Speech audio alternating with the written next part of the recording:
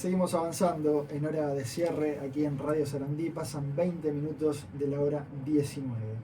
Aquí en estudio ya recibimos a Pablo Mieres, es el candidato a la presidencia por el Partido Independiente. Mieres nació en Montevideo un 30 de julio del año 1959. Es abogado, sociólogo, profesor y político uruguayo. Estuvo hasta hace pocos meses al frente del Ministerio de Trabajo y Seguridad Social. Anteriormente fue senador de la República entre 2015 y 2020 y fue diputado entre los años 2000 y 2005. Pablo Mieres, ¿cómo anda? ¿Cómo le va? ¿Qué tal, Juan Pablo? Un gusto, gracias por la invitación, encantado de estar con ustedes. Gracias por acompañarnos, porque además son acotados los tiempos de los candidatos en términos generales, ¿no? Sí. Las agendas son difíciles. ¿Cómo lo lleva la campaña electoral? Con mucha intensidad, la verdad que hay muchas demandas de reuniones.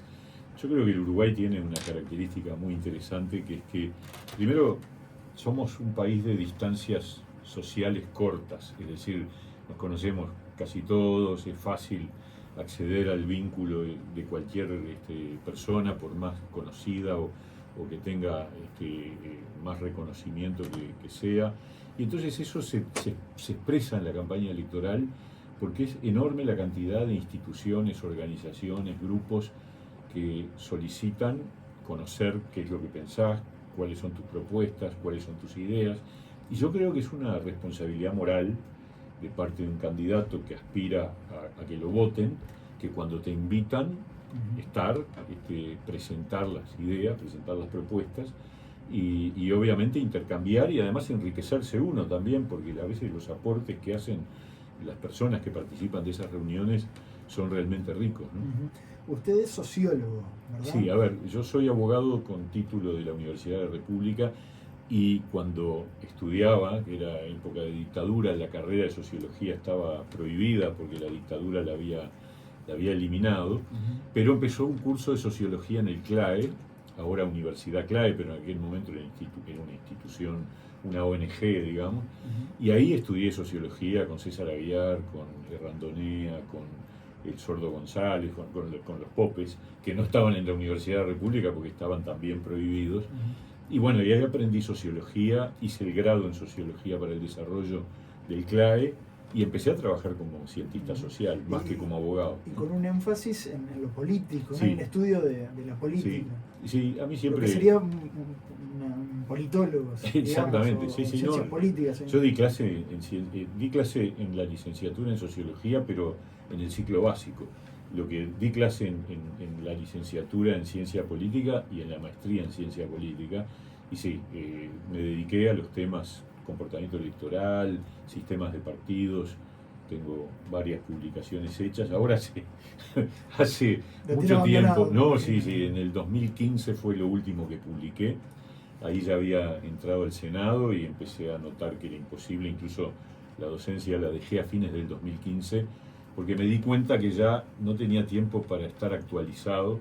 Y yo creo que la docencia universitaria vos tenés que seguir leyendo e ir incorporando los avances de la ciencia a la docencia, y me pareció que ya no podía hacerlo, entonces para repetir todos los años lo mismo no tenía sentido. Y no es común alguien que está en el ámbito académico, estudiando los fenómenos políticos o sociales, pase al otro lado, ¿no? Y se convierte en un actor, precisamente. Mirá, eso que estudiaba antes.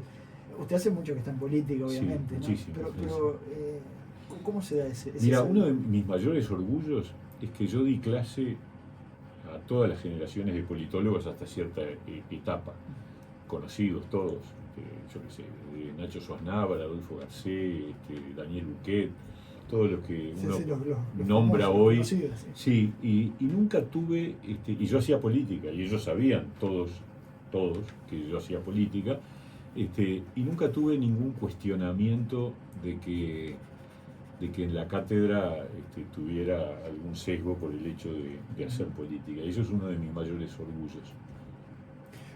Comenzó antes de eso, la teoría después, estando al lado de la práctica, se ratifican algunas cosas, es más compleja la realidad de lo que son dos cosas, se analiza. Son dos cosas bien distintas. Una cosa es estudiar los fenómenos políticos, hacer ciencia política, y otra cosa es actuar en la vida política. Puede ser que uno pueda tener algunos elementos más, pero no tiene nada que ver. La verdad, lo que uno hace en la política tiene otras reglas y hay que aceptar que es así y que no tiene, digamos, una cosa es ser académico y otra cosa es ser político. Su derrotero comienza en el Partido Demócrata Cristiano. Sí, es verdad. Sí. Allí empezó su militancia. ¿Usted es creyente? Sí.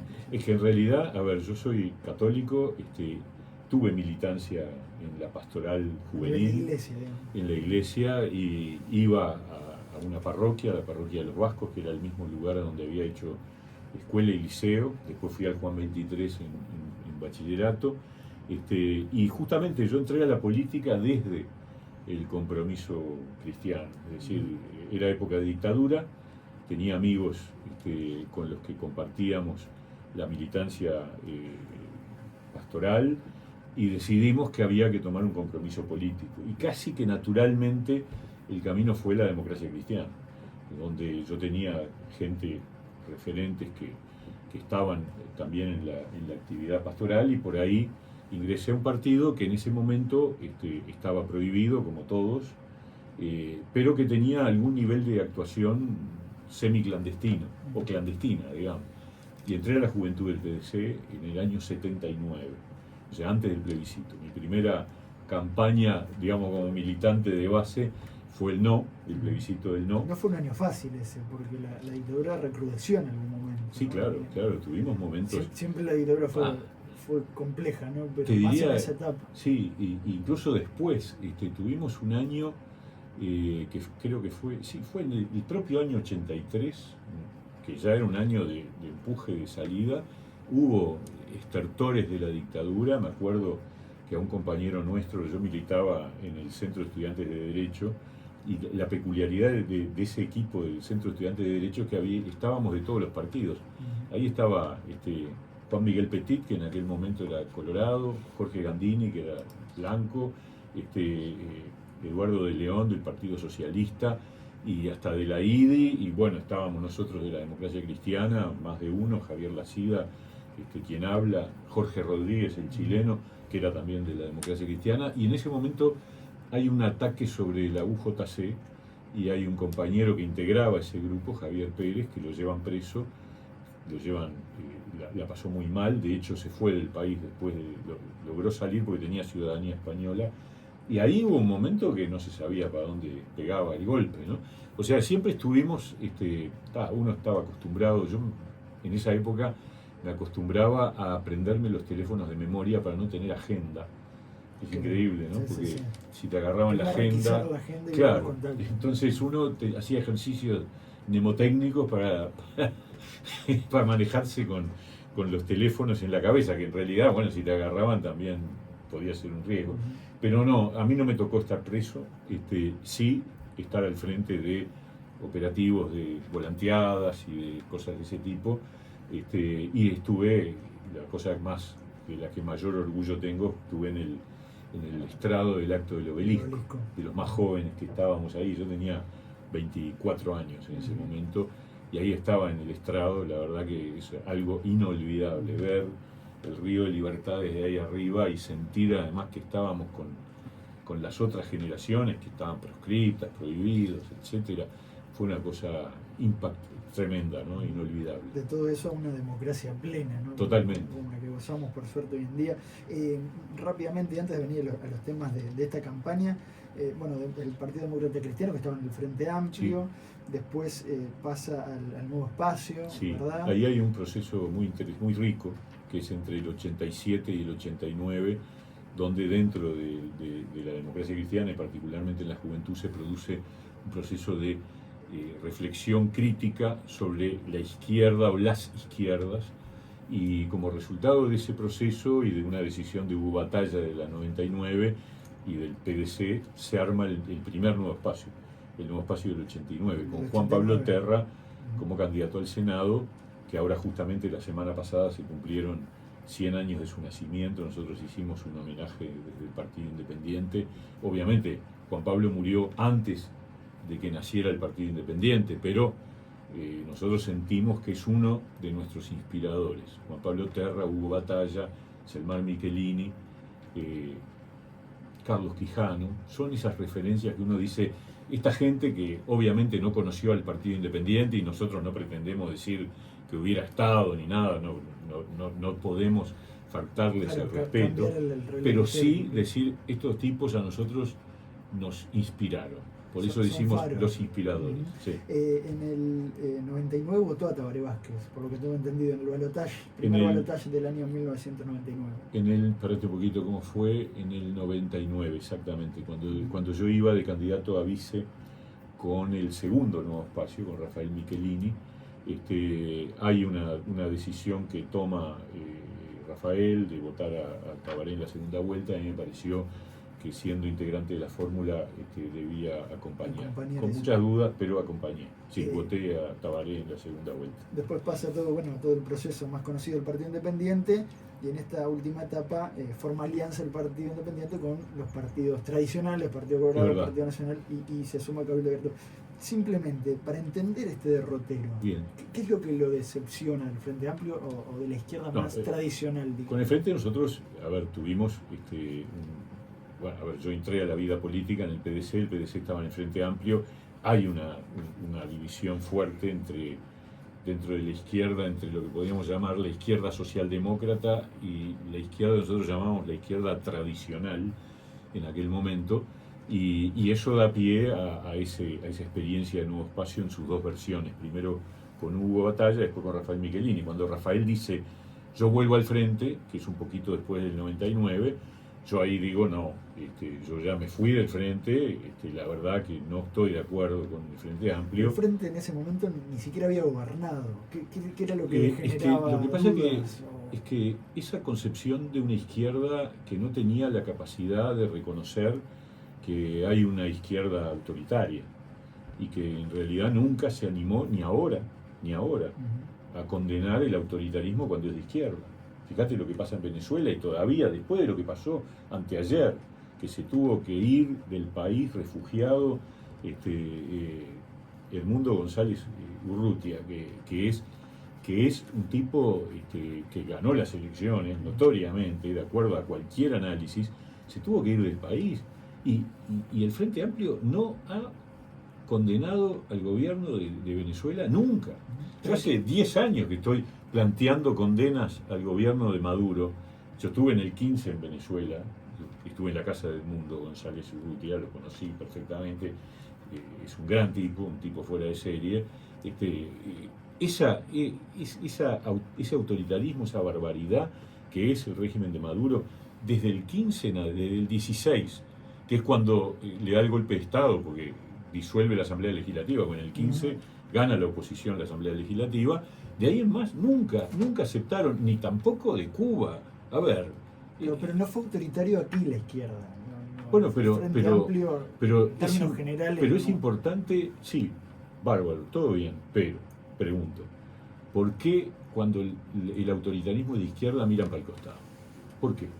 ¿Por qué Cuba? ¿Por qué Venezuela?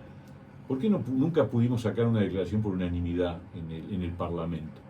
Me parece, es un ejemplo de algo que empezamos a discutir en los 80 y que nos fue alejando claramente, lo mismo que el tema del socialismo de Estado y de todas esas concepciones que, bueno, pasó mucha agua bajo el puente, cayó el socialismo real.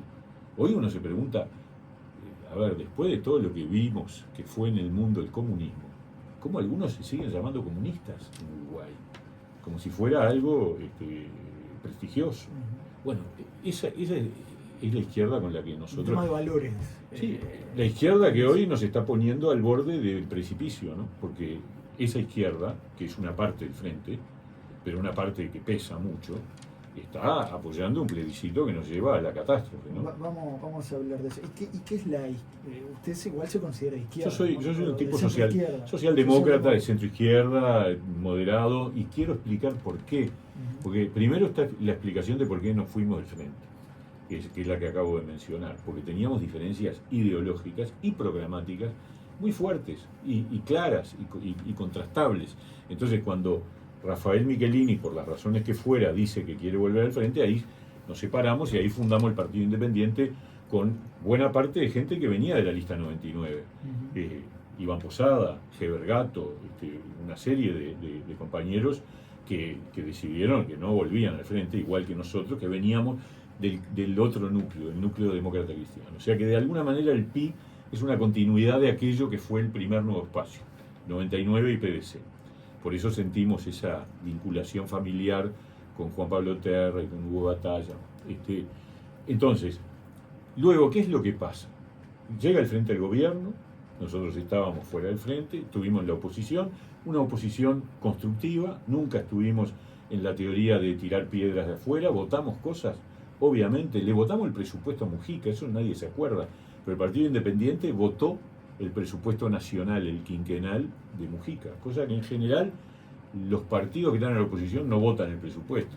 ¿Por qué? Porque había algunas apuestas que nos parecían que eran buenas, que después no se cumplieron, pero bueno, en su momento hicimos una apuesta, o sea que actuamos con una actitud de oposición seria, responsable, constructiva, pero llegó el tercer gobierno al frente y cuando quedaron en evidencia las cosas que habían ocurrido en el segundo, ANCAP, la regasificadora, todo eso, pero además un tercer gobierno al frente que fue sin fuerza, sin ideas, inerte.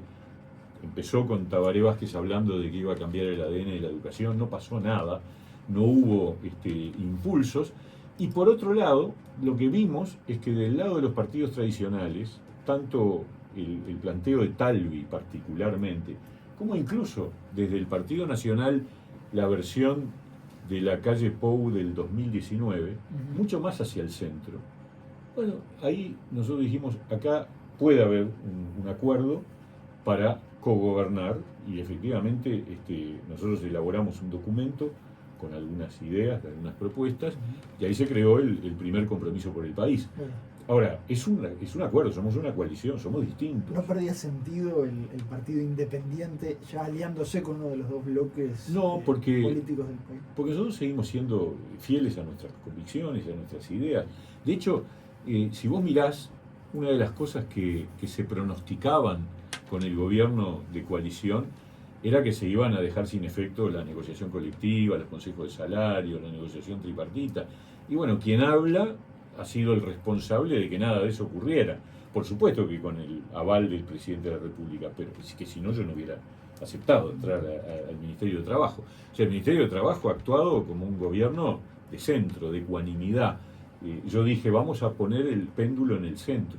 Y fue lo que ocurrió. Y eso es porque este partido es un partido con un bagaje, con una sensibilidad, lo mismo con Mónica Botero, mi compañera de fórmula, que estuvo y está al frente de INMujeres, del Instituto de las Mujeres, y que la verdad demostró que no iba a haber retroceso en la agenda de género, y efectivamente no lo hubo. Entonces, nosotros somos de alguna forma el partido que logró, más allá de que nuestro peso electoral haya sido malo en el 2019, demostró que este gobierno es un gobierno de equilibrio, de centro. Yo no creo, cuando se categoriza desde el Frente Amplio como la derecha, a ver, luego lo comparás con cualquier gobierno, con la gestión de este gobierno, con cualquier gobierno de derecha en serio en el mundo, no tiene nada que ver.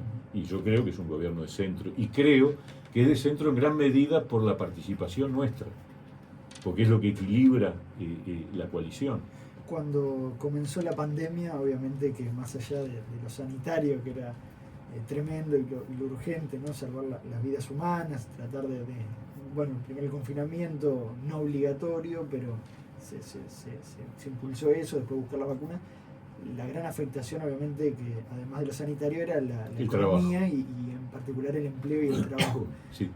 ¿Qué recuerda de esos días? Inolvidables, ¿no? Porque la verdad que cuando se nos cayó el mundo entero arriba... Fue lo peor, me imagino, para alguien que está asumiendo además con fue impresionante. Con ganas no sé si de lo peor, porque eso despertó un nivel de respuesta de parte de todo el gobierno, pero en particular yo hablo por mí, que estaba todo el tiempo inventando cosas, todo el tiempo inventando cosas. Nosotros habíamos asumido hacía 12 días, estábamos como instalándonos en el lugar, y además de un gobierno que no venía de gobiernos anteriores, que era un cambio de gobierno, y con una oposición que no nos dio tregua, que arrancó de entrada reclamando que hiciéramos lo que estaban haciendo en Argentina, que hubiera sido la catástrofe, pero eso hay que recordarlo, porque hoy cuando se nos cuestiona las cosas, que no sé qué, a ver, si hubiéramos hecho lo que el Frente Amplio creía que había que hacer, que era encerrarnos a todos y apagar los motores de la economía, este país hubiera salido mucho peor de la pandemia y no tendríamos hoy 80.000 puestos de trabajo más de los que teníamos en 2019, ni podríamos haber recuperado el salario real y se hubieran fundido muchísimas empresas. Entonces nosotros dijimos, no, acá la decisión clave que se tomó una semana después de la declaración de emergencia sanitaria fue esa, fue la decisión de decir, no viejo, acá nosotros vamos a tratar de funcionar.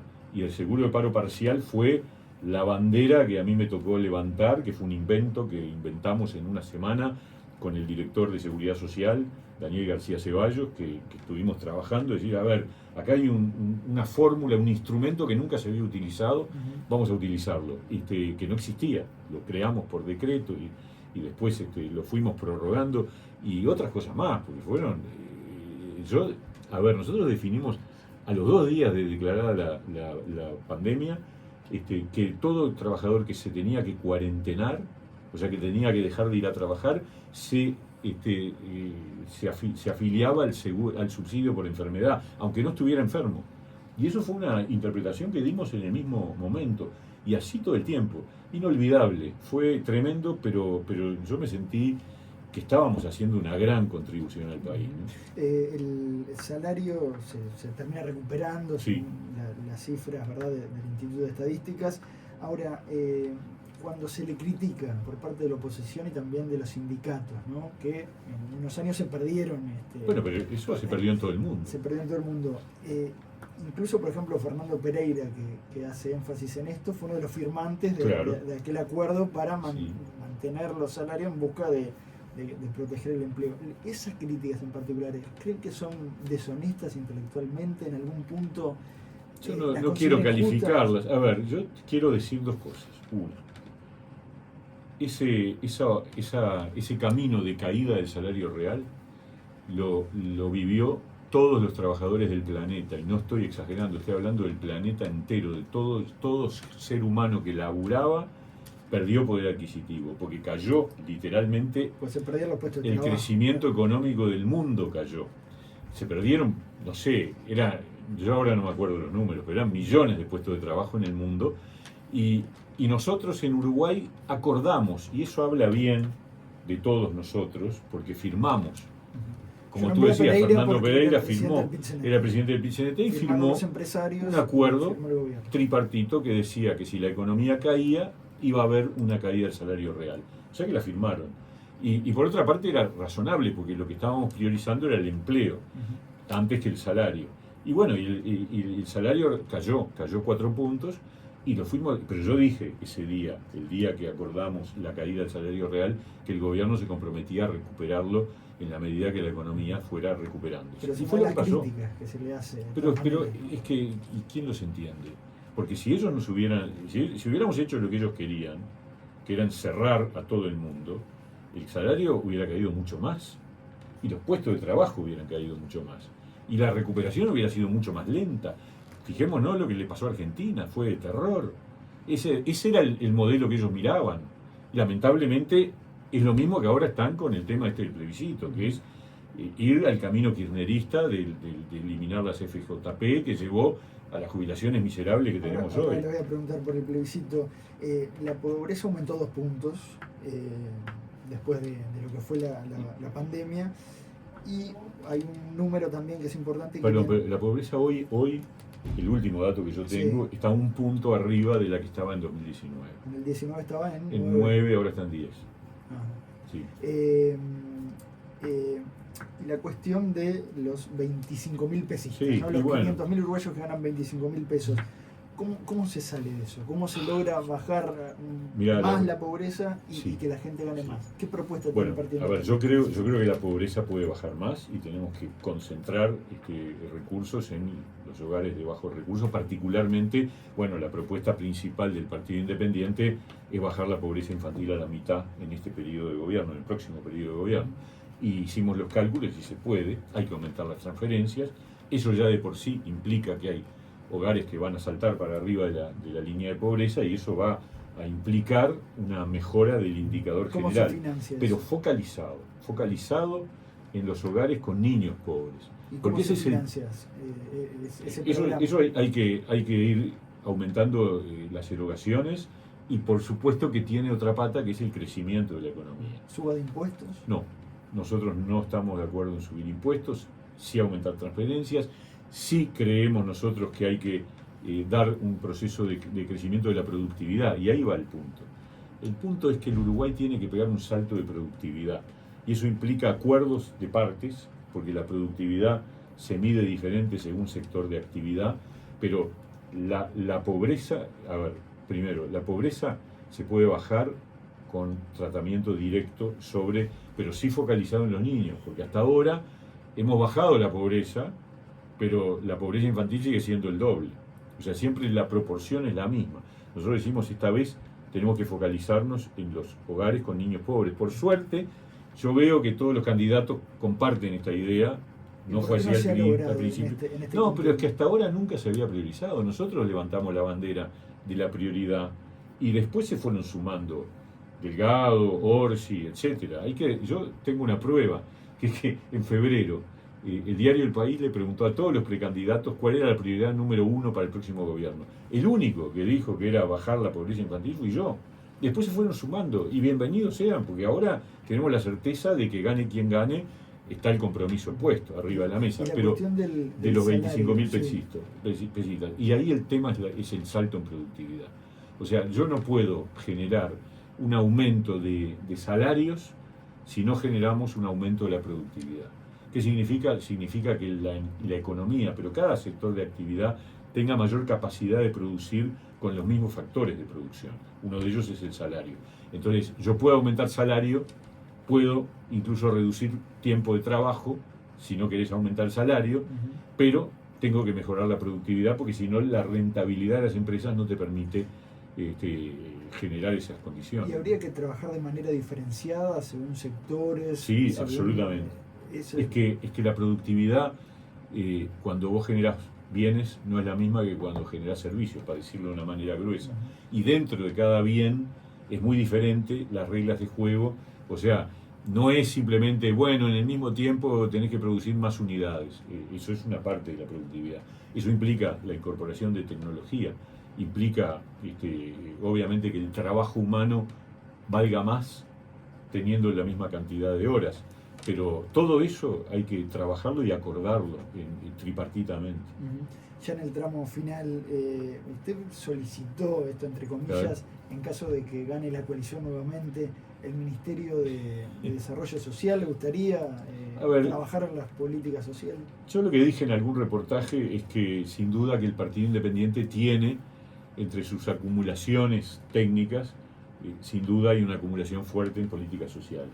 Entonces, claro, si a nosotros nos gustaría, pues tenemos un gran equipo de gente, y de gente que ha estudiado los temas y que tiene propuestas muy interesantes. Y la verdad, nosotros hemos participado de este gobierno, tenemos alrededor de entre una docena de compañeros en cargos de gestión. Lo hicieron todos bien, y nosotros elegimos gente no solo de confianza política, que obviamente tiene que serlo, sino de idónea.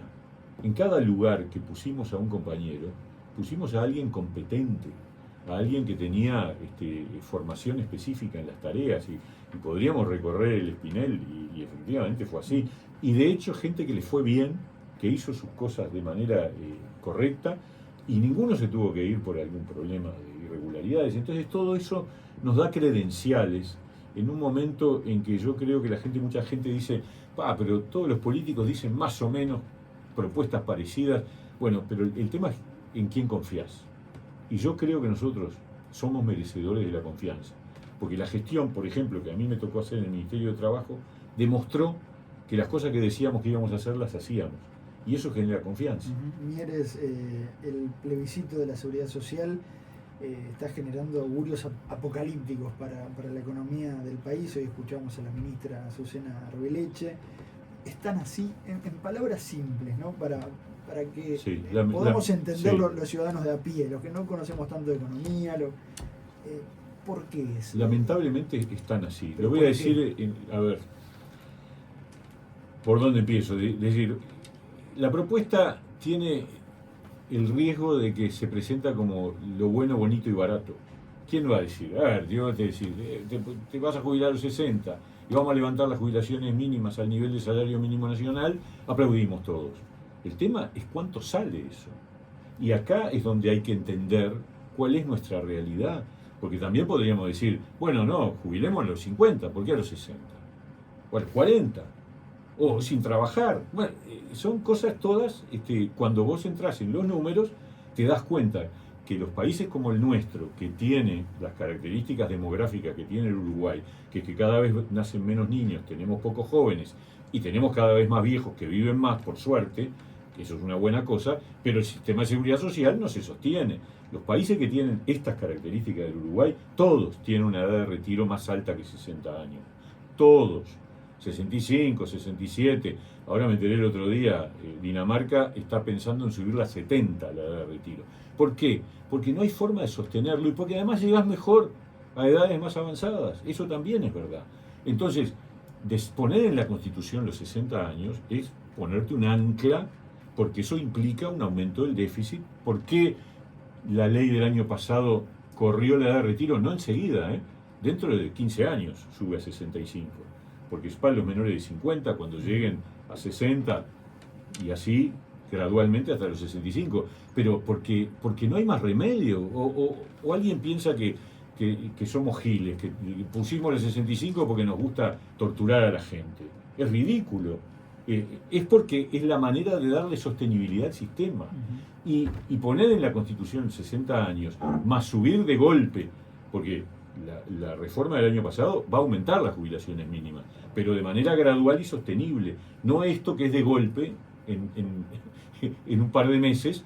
Es una locura, porque, y lo voy a decir con números, porque el déficit de la seguridad social, con la ley que votamos el año pasado, se sostiene y se mantiene en los niveles actuales y en todo caso sube un punto más de aquí a 20 años.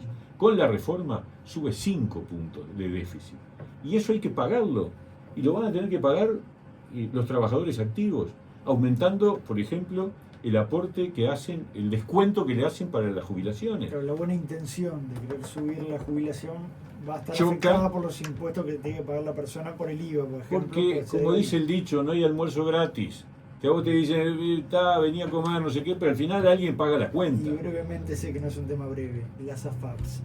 No queda claro si el trabajador recibe un beneficio de la AFAP o no al jubilarse. Pero ahí también hay una cosa que es totalmente engañosa. Las AFAPs lo que hacen es tomar una parte de tu aporte a la seguridad social y ponerlo a generar rédito para que el propio trabajador, cuando se jubile, tenga un dinero que si no, no lo tendría. Entonces dicen, no, la plata es de las AFAP. No, la plata es tuya, es de cada uno. Cada uno que le están descontando todos los meses va a una cuenta de la AFAP. De hecho, cuando vino el tema de los cincuentones, que gobernaba el Frente Amplio, a los cincuentones que tenían un tema de si les convenía o no volver al sistema de solidaridad, se les asesoraba y ellos decidían si dejaban de tener la cuenta, porque es de ellos. Entonces, si vos le liquidás si esto se vota dentro de menos de 2 meses, y vos le liquidás 1,5 millones de cuentas de 1,5 millones de uruguayos, una buena parte de ellos van a reclamar contra el Estado y van a ganar, porque le están sacando una plata que es de ellos y que se le administra una FAP. Pero es como si vos dijeras, bueno, yo ahorro por mes 100 pesos. ¿Y qué hago? ¿Lo guardo abajo de la almohada o se lo pongo a alguien para que me lo coloque? En general, la gente lo que hace es colocarlo para que no pierda, para sacarle un rendimiento. Es lo mismo que hace la FAP. Administra esos fondos y cobra un porcentaje bastante pequeño por administrar esos fondos. Y vos lo que haces es, esa guita la van a colocar. ¿Dónde la colocan? Porque dicen, no, porque para financiar barrios privados. La colocan en lugares donde se invierte y esa guita da un rédito que va a permitir que cuando vos te jubiles, esa plata no valga lo mismo que cuando la pusiste. Eso es así. Y la verdad, si ocurre esta situación, se eliminan las AFAPs, vamos a tener pero andanadas de reclamos contra el Estado, de ciudadanos y las propias AFAPs. Pero además, los trabajadores del PIT-CNT tendrían que decirle a todos los que trabajan en las AFAPs, y a los que trabajan en los bancos, y a los que trabajan en el sector notarial, que se van a quedar sin laburo. Porque esa es la verdad. Les están diciendo que se van a quedar sin trabajo. Yo creo que sería una buena cosa que tú convocaras a Evo a ver qué opina. Porque no es verdad que el movimiento sindical todo estuvo de acuerdo con esto. En el movimiento sindical hay sindicatos que saben que se van a fundir si gana el plebiscito, que van a desaparecer porque la caja bancaria, la caja notarial y la caja de profesionales no van a existir si vos le ponés 60 años de edad de retiro, porque ninguna subsiste con esa regla de juego. Y esas cosas hay que decirlas, porque si no la gente dice, ¡ay, qué lindo! 60 años y además aumentar las jubilaciones mismas. Viejo, te están vendiendo un buzón. Para finalizar y con la promesa de volver a encontrarnos a conversar, ¿quién gana la elección? ¿Cómo ve el panorama? No, yo soy optimista, creo que la coalición puede renovar un mandato, creo que la coalición tendría que tener un nuevo equilibrio entre sus partes. Nosotros estamos pidiéndole a la gente el voto para que el Partido Independiente tenga más fuerza dentro de la coalición, porque nos parece que más PIB, mejor coalición, mejor gobierno, mejor país, eso es lo que creemos, obviamente porque somos quienes impulsamos estas ideas, porque nos lo merecemos además por lo que hemos hecho, pero creo que la gente hoy va a ser una elección pareja, sin ninguna duda, no lo puedo negar, pero ¿sabés qué? Yo creo que la mayoría no está en una situación de decir, este país está hecho bolsa, hay que pegar un golpe de timón significativo, y del otro lado no hay propuestas. Yo digo dos ejemplos nomás. Educación. Están en contra de la transformación educativa. ¿Cuál es la propuesta educativa del Frente Amplio? Las únicas dos cosas que han surgido son de terror. Una, volver a los desconcentrados, es decir, otra vez a la ANEP de 4 consejos, que lo que hace es funcionar mucho más lento. Y dos, Congreso de la Educación vinculante. La verdad, son fórmulas que hablan de mirar la educación hacia atrás, pero además no tienen otras propuestas. Y segundo, seguridad social. ¿Cuál es la propuesta de seguridad social del Frente Amplio? Libertad de acción frente a este disparate que recién mencionábamos, que es el plebiscito, lo cual es grave. Un partido que quiere gobernar se lava las manos frente a este asunto, pero el candidato a presidente y la candidata a vice no votan esto. Eso es importante que se sepa, no votan esto, aunque ellos se callen la boca, obviando tener la responsabilidad de indicarle a la gente, miren que esto es un disparate, no lo hacen. Y además cuando le preguntan qué reforma harían en lugar de la ley del año pasado, convocar a un gran diálogo nacional. Bueno, diálogo nacional hubo durante 3 años con la ley anterior, ¿no? Pablo Mieres, candidato del Partido Independiente, gracias por este tiempo. Encantado, un gusto.